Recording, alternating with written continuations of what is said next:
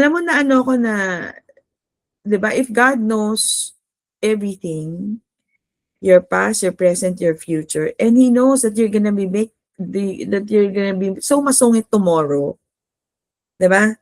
And you're gonna do this tomorrow, which is awful, 'di ba? How come, sabi nga niyo kanina 'no, He's not going to be disappointed, 'di ba? He will not take it against you. Kasi nga, He has forgiven us of our past, present, and future. He knows. He knows from the moment that, sabi ni Peter, "Oh Lord, even if everybody leaves you, I will be with you." 'Di ba? I will be serving you, ganyan. But then after that, he denied him 3 times. And so also the case of Judas, 'di ba? Anyway, before we go into that, it's just that, life, we're supposed to live 'di ba, what's the will of God for us? It's not like yung alam na natin, 'di ba? Because it's already finished. So yung dream, it's actually has become reality. You are God's dream come true. Me and you are God's dream come true. It has become a reality already because it is finished, and the will of God for you and for me is not like, for example, I'm gonna do this for the Lord. Of course, that's good, no? But actually, it's much better.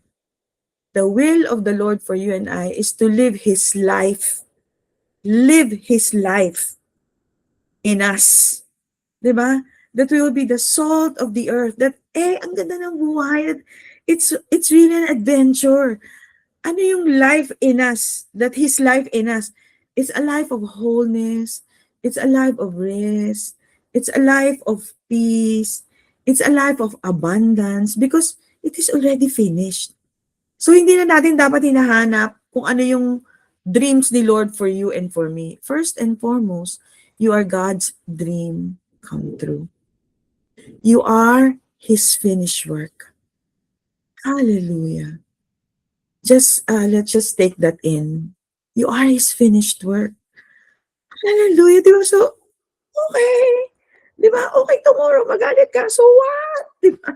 So, okay, just move on, 'di ba? And be better kasi alam mo naman na the Lord is with you, 'di ba? He did not leave naman when you got angry, 'di ba? Okay. So, for tonight, Father God, we thank you that, Lord, you love us so much, and Lord, just, we pray that our eyes see a much better view of you. Lord, that we understand a little bit clearer who you are, Lord, how you love us, and that there's no way that you're going to be disappointed in us. Lord, you love us very much. You love us to the end. And Father, the cry of our hearts is really, Lord, every day that, Lord, the cry of our heart is just like that new song, Lord, that Jesus, it's you. Jesus, it's you. All I want is you. Yun yung verse na just, from palagi na lang ako natatapat dun sa river stop na yan. Then I was just listening to this song na, Lord, yung all of my days, it's you. All of my days, I seek your face. That, Lord, that every day, my want for you, my want for your presence really, really intensifies.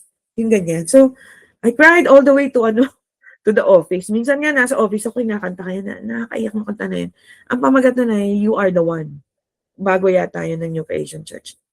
Anyway, naano ko dun na nakalimutan ko yun. Jesus, it's you. Ano na nga yun, Ella? Na, na, na, na, it's you. All I want is you. Kasi nga, kasi the Lord, parang no, He doesn't want robots. The greatest gift that He has given us is actually our will. So, dumadating yung panahon na, Lord, I choose you. 'Di ba? Anyway, mamaya ma-e-expound pa natin 'yan ng maigi. Okay, let's go.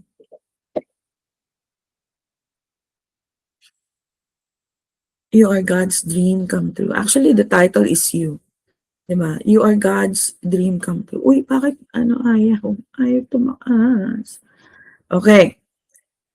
So, stuff Jesus never said, 'di ba? Oh, he's disappointed at you. No, he's not. You are God's dream come true. So again, the question, have you ever considered the sheer, the sheer magnitude of what your bridegroom Christ has accomplished for you? Yung bigat, yung weight, yung implication ng ginawa ni Kristo para sa iyo. To quote Francis de Tois from his book Divine Embrace, sabi niya, we cannot even begin to understand the cross until we understand and realize what it means, what God means in Genesis 1:26. We've been studying this for the last, I think, last three weeks, no? Genesis 1:26, no? It says we were made in the image and likeness of God Himself. You and God are look-alikes. You and God are twins. Image and likeness of God. You have His DNA. I have His DNA. I don't have a cancerous DNA. You don't have a CKD DNA. You have God's DNA. You are made in the image and likeness of God. It was not our pitiful state that moved God to pay such a ridiculous price for humanity's redemption. It was His love, knowledge of our likeness that persuaded this act. So sabi ni Francois, yung mother daw niya used to say, the lost coin never lost its original value. Even though na-lost siya, that's just like the prodigal son, no? You didn't lose your original value. You have such a high value. And we need, and praise the Lord found us again, right? The Lord found us. And He wants you and I to go really on an adventure of faith for this year. And He's saying to you and I, let it be. The the response of Mary, the response of Mary to the grandest of His finished work to you and I is the response of let it be. Let it be. No? So ano sabi ng Genesis 1:26? Let us make man in our image, after our likeness, and let them have dominion over the fish of the sea, and over the birds of the heavens, and over the livestock, and over all the earth, and over every creeping thing that creeps on the earth. So, in verse 27, very important verse. God created man in His own image. In the image of God, He created him, male and female, He created them. And God blessed them, and God said to them, be fruitful. So this is the picture, this is the will of the Lord for you and I. Be fruitful and multiply and fill the earth and subdue and have dominion over the fish of the sea and over the birds of the heavens and over every living thing that moves on the earth. And then in Genesis 1:31 it says, and God saw. So the way He sees you, the way He sees me is this. Everything that He had made, and behold, He beholds you and I. What does He say? What does He see when He sees you? No? He's saying, very good. In the Hebrew, it's tov moed. Tov moed. And in the evening and the morning were the 6 days. So again, what does God see? How does God see you? Very good. Very good. So, what is the opposite of good? It's evil, right? What scripture defines scripture? In Genesis 2:18, and the Lord God said, it is not good for that man should be alone. That's why He went all those trouble, right? To the cross, di ba? To be incarnated in the womb of Mary and eventually at the cross so that He can be with you and I. Because it's not good for you and for me to be separated from our Abba, to be separated from Jesus. And therefore, He is in you. Christ in you. And then sabi niya, I will make him a helper comparable to him. And this is actually the Holy Spirit. Hallelujah. So good. That's why you can have the good life. How are you? Oh, I have a good life. Why? Because God is in you. Good is tov in Hebrew. It means functioning as designed. Your body is meant to function as designed, completely enclosed in and surrounded with grace, beauty, love, health, and prosperity. And I declare to you and I, right? Wholeness and completeness. We are supposed to function as designed. We function as we are designed, as we were designed. Good, tov. Good is tov and means functions the way God designed you to function. You have the power. You are able to be all that God designed you to be and to do all that He has designed you to do. This is His will for you and I. You have the power and the ability to function in your original design as the image and likeness of God. You have the dominion. Even when you walk through the door of your office, oh, God is saying, the Lord is with you. And therefore, you have dominion over everything. Hallelujah. And in Genesis 2:16 to 17, okay, ito na.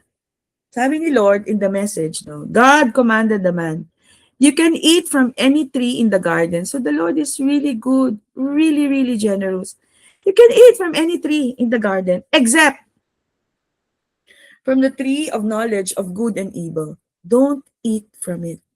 So the Lord is saying to you and I tonight, no, later as we define this in the lens of the new covenant, don't eat from it. What? From what? The tree of the knowledge of good and evil. So why is it bad to know about the knowledge of good and evil? Okay, let's explain. No, because when we read the Bible, it's not like plain English. It has a context. It has a Hebraic mind, no? Hebraic context. So the moment, sabi ni Lord, the moment, okay, how does sickness come? The moment you eat from that tree, you're dead.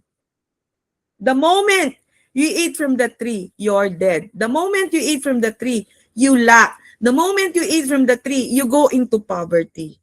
Ano pala ibig sabihin nito? So the tree of the knowledge of good and evil in Hebrew is the tree of the discernment of functional and dysfunctional. Remember, functional is good. Ba? Functional is good. And evil is dysfunctional. So, tov. So there's three letters, no? This is Shin, Vav, and Beth. Okay? So functional is tov in Hebrew, and it means fulfilling the action for which a person or thing exists, functioning within its intended purpose. What is your purpose? To live a whole life.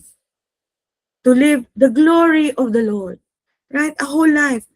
Its ancient truth means good and a house surrounded by grace, beauty, love, health, prosperity. Those are the parameters of what functional or tov is. Dysfunctional or bad or evil is ra. Ra. And it means impaired or abnormal action other than which a person or thing is intended.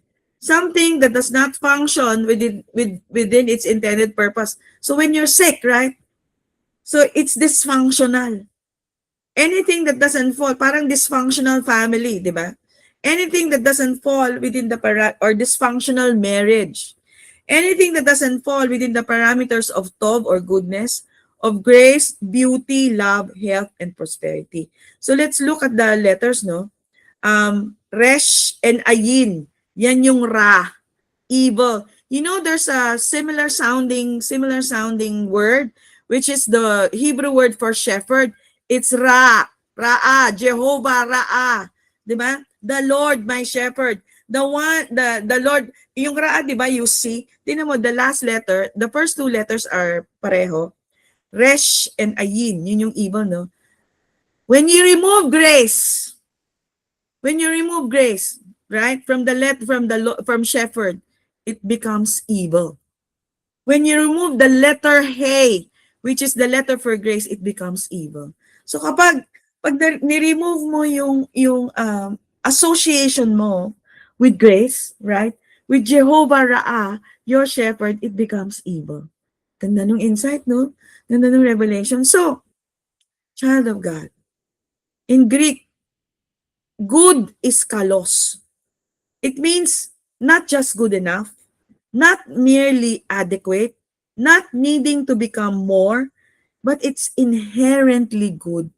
It's beautiful, it's noble, it's unshakable. A goodness woven into the very nature of all He made. You. Hallelujah. So, sin consciousness. So what is the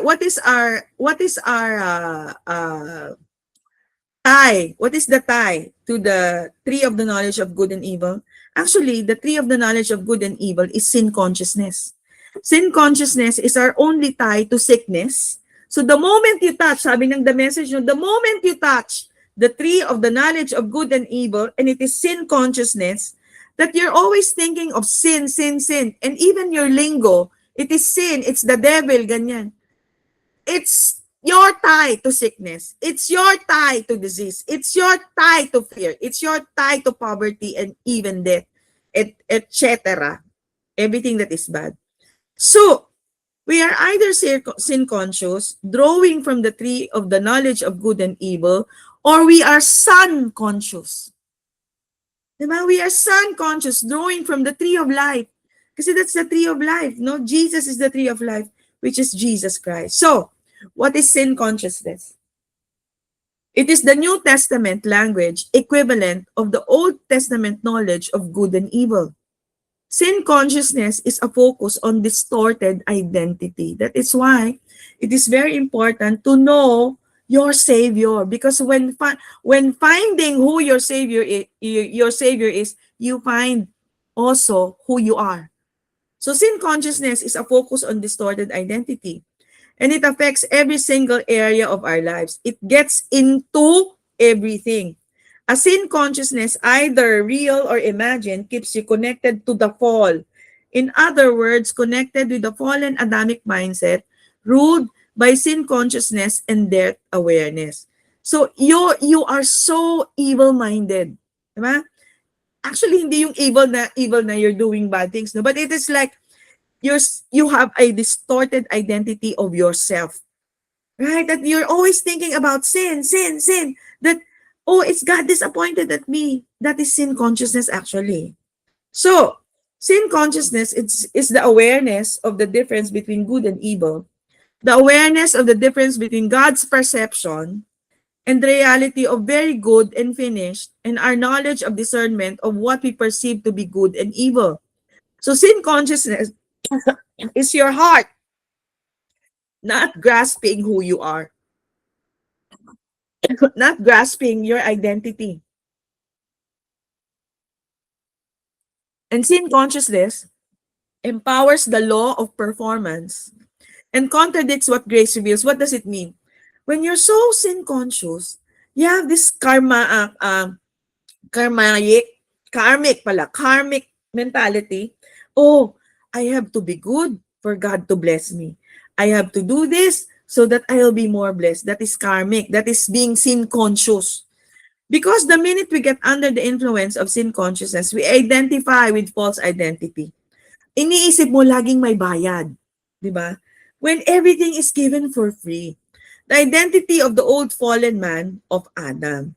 But the good news of the gospel, this is the good news. That's why every Saturday it's very important to really hear. How do we receive? How do we receive? It's when we hear, right? When we hear. The good news of the gospel is that Jesus forever eradicated a sin consciousness from our minds. Hebrew 10:2. For the worshippers once purified would have no more consciousness of sins. So once purified, it means it's finished, it's done. The Lamb took away the sin of the world, freeing mankind's conscience. We need to have a finished and very good consciousness. A healed, a whole, a prosperous, a successful life consciousness. Again, we need to have a finished, a very good consciousness, a healed, a whole, prosperous, successful life consciousness. Hallelujah. So when we pray, no, it's like this: Lord, I come to you. Let my heart be changed, renewed to a healed, to a whole, to a prosperous, successful life consciousness. Hebrews 2:1, therefore, we must give the most earnest heed to the things we have heard. The word heed means to hold the mind or fasten in the mind. It is proseko. Parang alak yan, ano? Proseko in Greek. And it is comprised of two words, pros meaning face to face. That's why the gospel is not doing. It is beholding. It is beholding the Lord. Pros meaning face to face, and echo meaning to detect resonance. It says we are to do this more abundantly, perizos all around, in excess, beyond expectation, further than the upper limit, going past what is anticipated. So, it is good to be expecting, no? So, yung mga expectation natin, di ba, from the Lord, it is very good. Beyond pa nga, sabi niya, beyond expectation, further than the upper limit, going past what is anticipated. In the Mere Bible, I have said all this to help you realize the timeless relevance of the message you've heard constantly. And this is what the Holy Spirit is telling you and I. Constantly engage in a mirror, meaning, and thus you will never drift away from its influence and appeal. I've said all this to help you realize the timeless relevance of the message you have heard. Constantly engage its mere meaning, and thus you will never drift away from its influence and appeal. So, prosecco, it means to give heed, is in the present infinitive tense, suggesting a continual engagement on our part. Is that face-to-face echo, continually looking at Him. So, the Lord is whole, right? So, what does it mean by mirroring? So, Lord, you are whole. Therefore, I am whole. Lord, you are abundant, and therefore I am abundant. Lord, you are wise, and therefore I am wise. So continuously looking at Him face to face and seeing our own identity and realizing that whatever is true of Him is equally true of us. Continually echoing His face in our face, His body in our bodies, His word in our words. So by accident, nagiging mabait ka na, di ba? His thoughts in our thoughts. So it's not you actually. In other words, continually echoing His finished work, His abundant life in our entire being, healed, whole, kasama yung wholesome, no? Complete in every area. That's why, pag born again, dapat di nagmumura, di ba? Whole, complete in every area of our life, spirit, soul, and body. Di ba? So, but pag minsan, pag nainis ka at you said those words, no, there's no condemnation. So look again. Look again. Right? Face to face. Hallelujah. Anyway, okay. Let's now go to one actually of, there's two example, no? Si Peter and si Judas. And I think maybe we'll discuss Peter next week. But I just want to share this with you. It is something that I got hold of, and I believe it. Okay? So, tingnan natin yung ano, no? Tingnan natin yung nangyari kay Judas. The plot to kill Jesus. You know, merong isang verse dito na first time kong nakita. So, sabi ganun sa, I think I got this from Matthew, or no, Luke. Now, the feast of the unleavened, no, this is Luke. Now, the feast of the unleavened bread drew near, which is called Passover, and the chief priest and scribes sought how they might kill him. So, inis na inis sila kay Lord, no? They conspired to kill him. But they were very afraid of the people. Sabi ganun, for they feared the people. Ito yung verse na sinasabi ko. Then Satan entered Judas. Ah, pwede ba yun, Ate Jo? Remember, okay, tanong. It seems that na-possess ni Satan si Judas na. Okay, tanong. Ang mga Kristiyano ba, where the Holy Spirit is already in them, pwedeng pasukan? Siyempre hindi na. Because the Holy Spirit is in you and I. Correct? Okay. Relax. So then Satan entered Judas. So at that time, di ba? Wala pang Holy Spirit. Okay. Then Satan entered Judas, surnamed Iscariot, who was numbered among the 12. So he went his way and conferred with the chief priests and captains, how he might betray him to them. And they were glad and agreed to give him money. So, na-overtake na siya, no? Para siyang na-possess. So he promised and sought opportunity to betray him to them in the absence of the multitude. So, punta na tayo dun sa upper room where actually Judas is present among the 12. Sabi ganun ni Lord, actually this is in John, no? In another episode. Sabi ni Lord, he was telling them that he's going to be betrayed. So again, the Lord knows. The Lord knew that Judas is going to betray him, right? He knew. Did he love Judas? Yes, even to the end. So sabi niya ganyan, I'm not referring to all of you. I know those I have chosen. But this is to fulfill the passage of the scripture. He who shared my bread has turned against me. I'm telling you now before it happens so that when it does happen, you will believe that I am who I am. So dun yung part ni Judas, no? Sabi niya ganun, I'm telling you now before it happens so that when it does happen, you will believe that I am who I am. That the Lord, even from long before, He loved Judas. That He knew that He's going to betray him. Very truly, I tell you, whoever accepts anyone I send accepts me, and whoever accepts me accepts the one who sent me. After this, he said this, Jesus was troubled in spirit.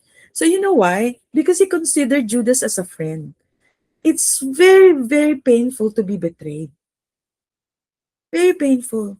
When a friend betrays you, sabi niya, very truly, you can feel the heart of the Lord here, no?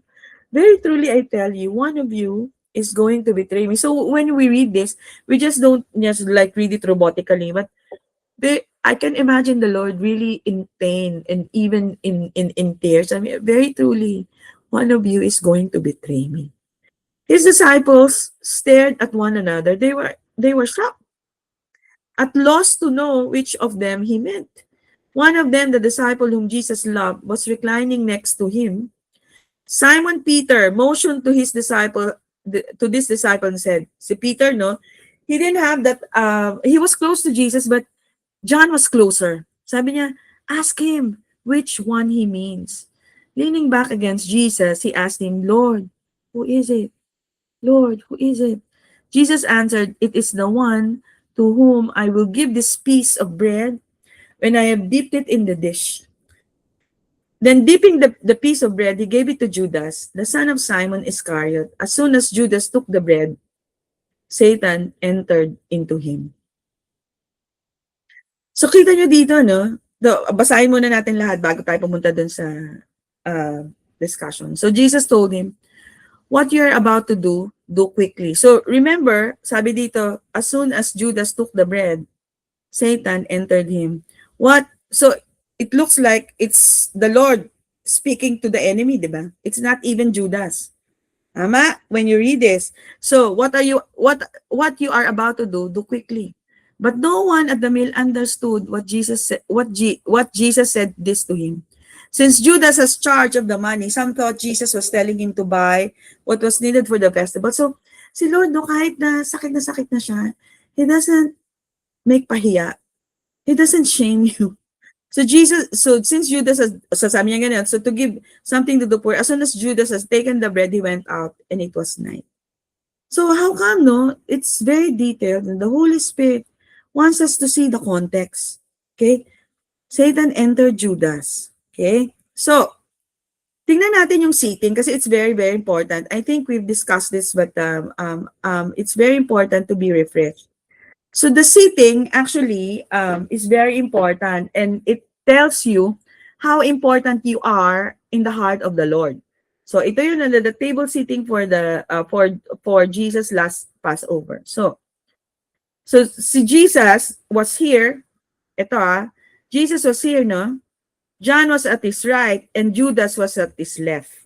Okay, it's actually a seat of honor. To be seated at the left of the host is a seat of honor, and also the one who sits on the right, it's a seat of honor. Not even Peter was sitting beside Jesus, and much more so yung ibig sabihin ng the one who I'm going to dip the bread with, yung dipping bowl doon is karoset. The sop or the dipping bowl for the bread was a paste mixture of bitter sweetness made of fruits and nuts and spice to remember of the mortar that was used between the bricks in Egypt. It showed actually the love in Jesus' heart in bitter sweetness that he was forgiving his betrayer. Right there and there. The Lord has extended to Judas, right? Hindi pa ano no, right before the entry of the enemy no. Judas knew that he was forgiven. So the host, okay, ito yung karoset no. So mali yung aking animation. So tingnan natin no, the host of a formal meal or supper would give the honored guests at the table the first sup. The first sup. So actually, Judas was so honored, right? That the first sop was given to him. The sop was a piece of bread or the other small amount of choice food that is dipped in the sauce, yung karoset. The host, once he had the sop, would place it into the mouth of the honored guest. This guest always sat to the left of the host, whom the Bible clearly states was Judas Iscariot. Oh, the kindness and the grace of our Lord Jesus Christ.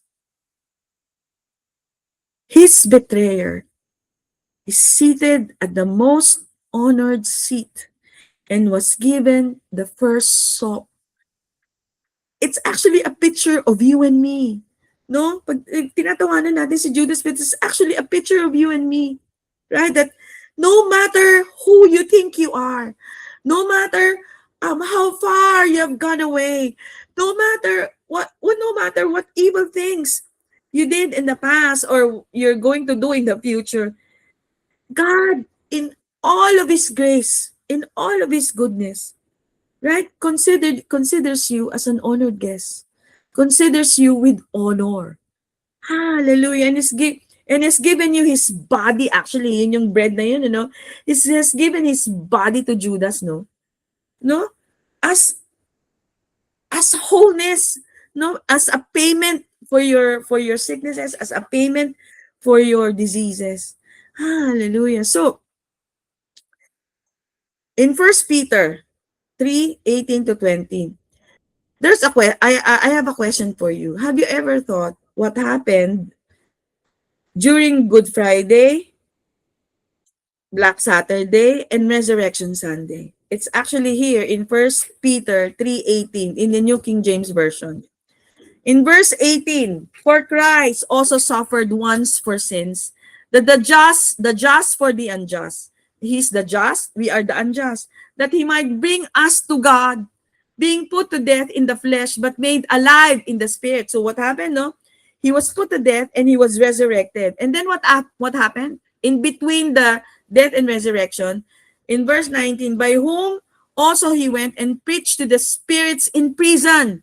Ito yung Jesus went to Hades. Jesus went to the pit of hell, who formerly were disobedient. So he went to hell. He descended into hell. To what? To preach. To preach the good news. Hallelujah. To preach to the spirits in prison, who formerly were disobedient, when once the divine long-suffering waited in the days of Noah, all the way back to the days of Noah, while the ark was being prepared, in which a few, that is 8 souls, were saved through water. So, tingnan natin sa another translation. So, what happened between the cross and the resurrection? What happened? 1 Peter 3:18. Christ died once and for all in order to conclusively separate you from your distorted identity. Thus, restored righteousness, shared likeness, triumph beyond the reach of any identity that is not synced with innocence and oneness with Him.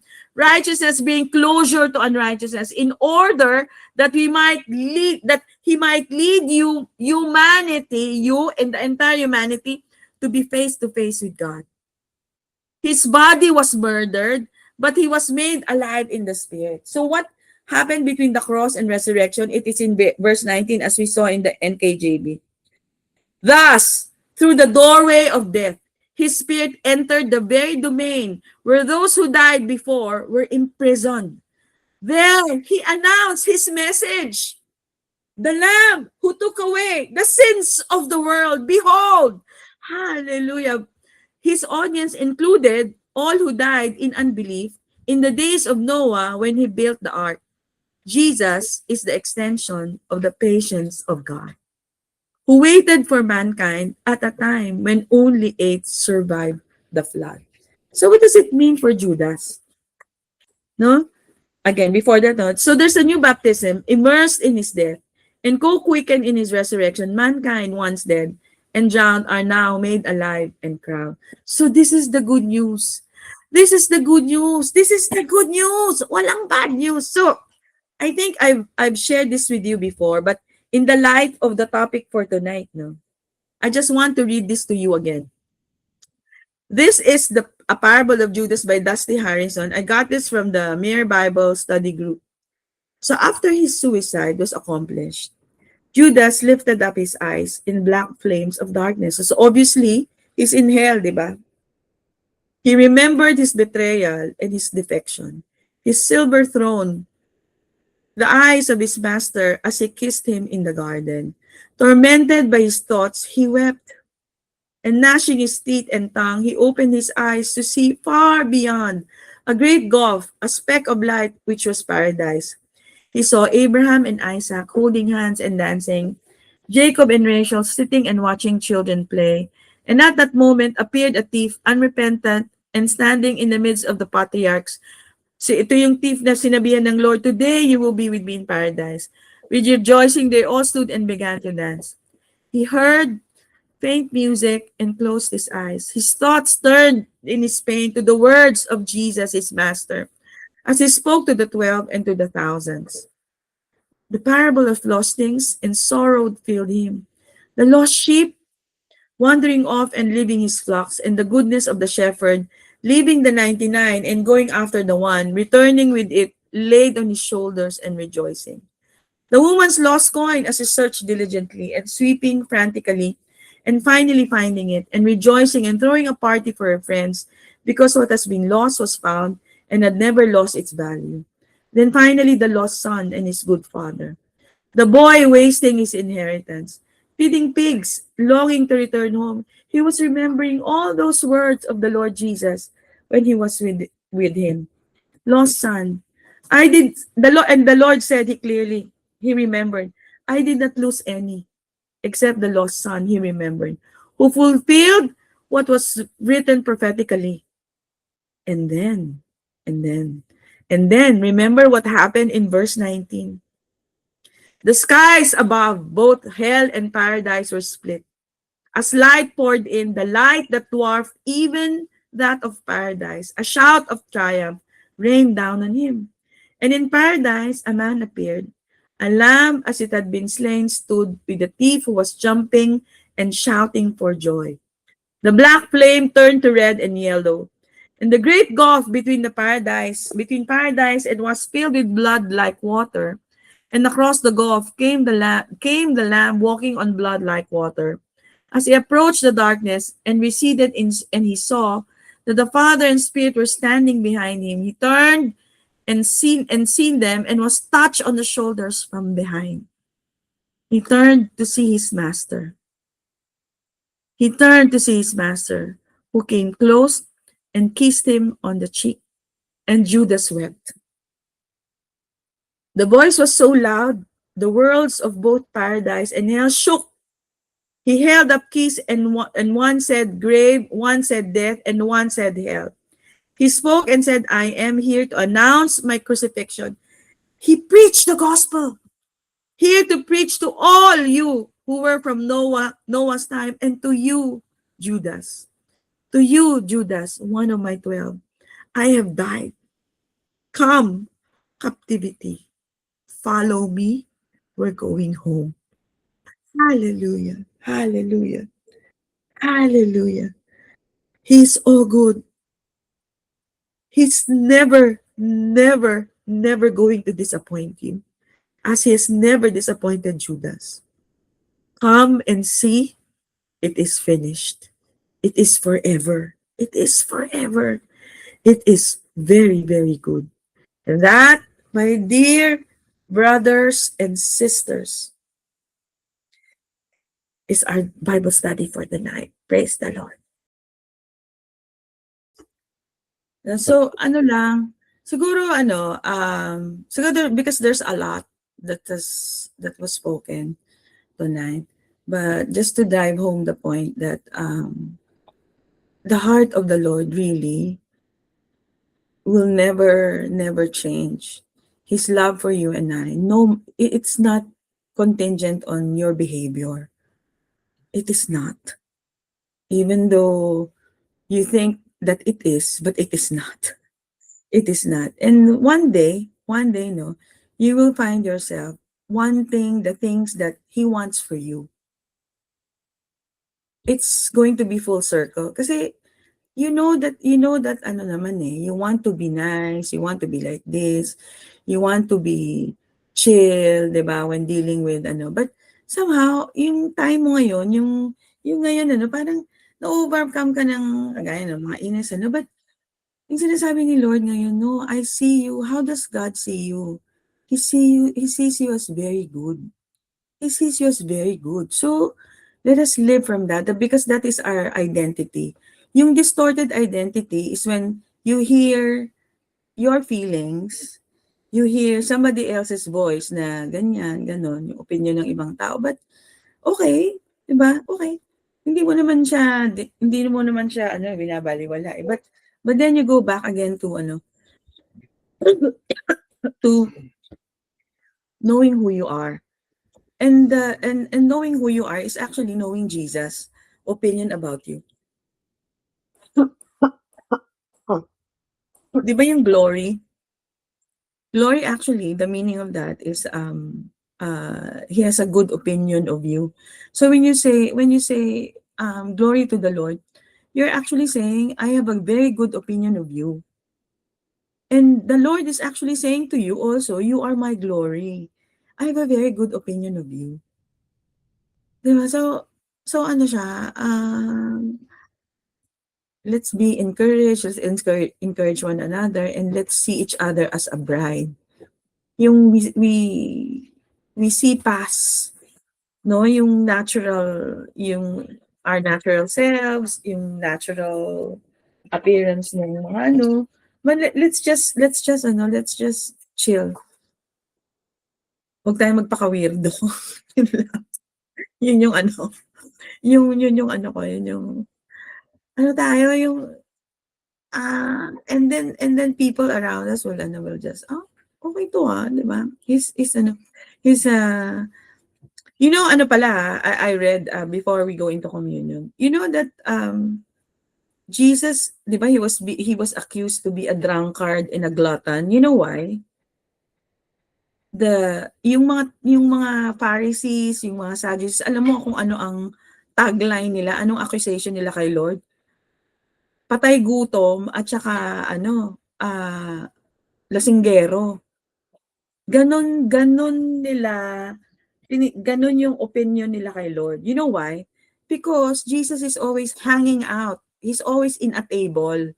He's always eating with the disciples. He's always eating with tax collectors. He's always eating with Martha and Mary. So, di ba kapag party, maingay, di ba? So, di ba? So, yung pinaka-maingay at pinaka-fun na table, for sure yung table ni Lord.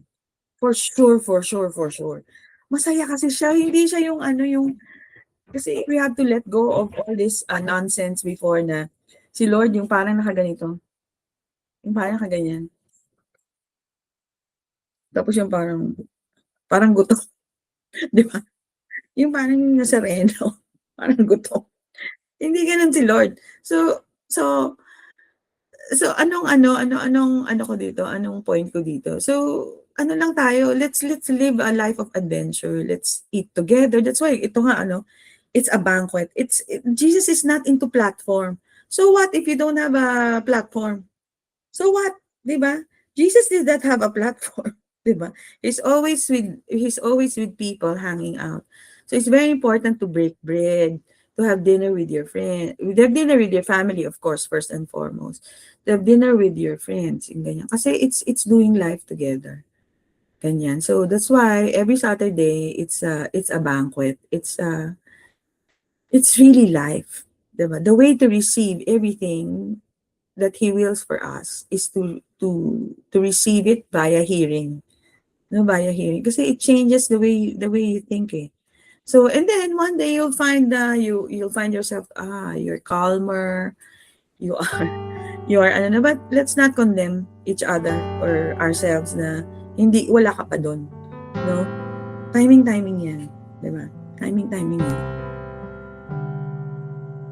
Now let's prepare our communion elements.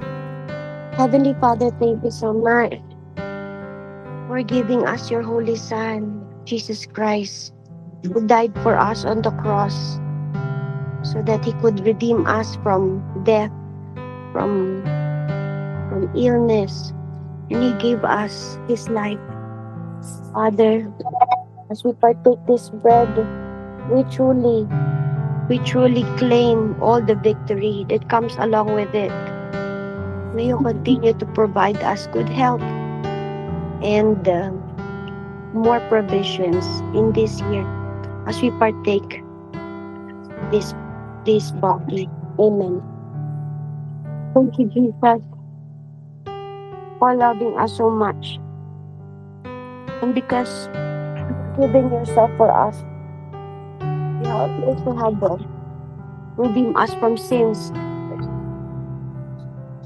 And because we do not have sin, and we have no more consciousness of sins, we truly look forward to all the benefits that we could claim from you, the richness that you have, the glory that you have sitting at the right of the Father. Thank you, Father. Thank you, Jesus, for giving us as a benefactor of your mercy, of your love, and of your peace as we partake